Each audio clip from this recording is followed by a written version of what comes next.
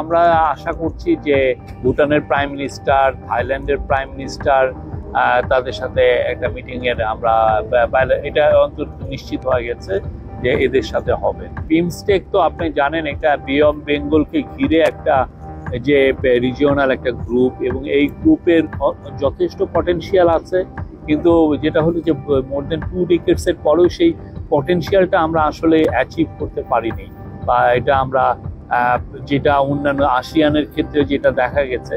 তো প্রফেসর ইউনূস এটা লিডারশিপটা অ্যাজিউম করার পরেই উনি আরো এটার উপরে আরো জোরদার দিবেন।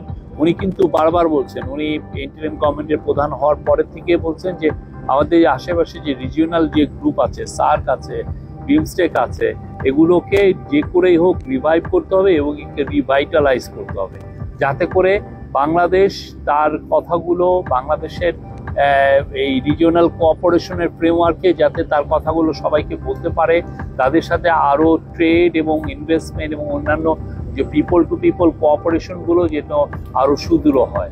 তো এই জায়গায় প্রফেসর ইউনূস খুবই সুস্পষ্ট ওনার একটা পলিসি আছে, বিগিনিং অফ কনভারসেশন ইউএস এর তরফ থেকে।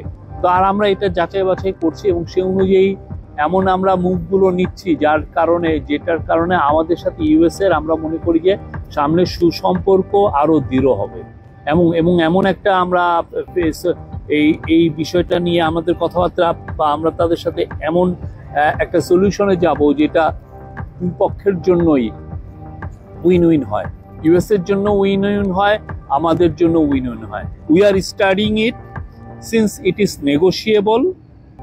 We will negotiate and I am sure we can draft out the best deal.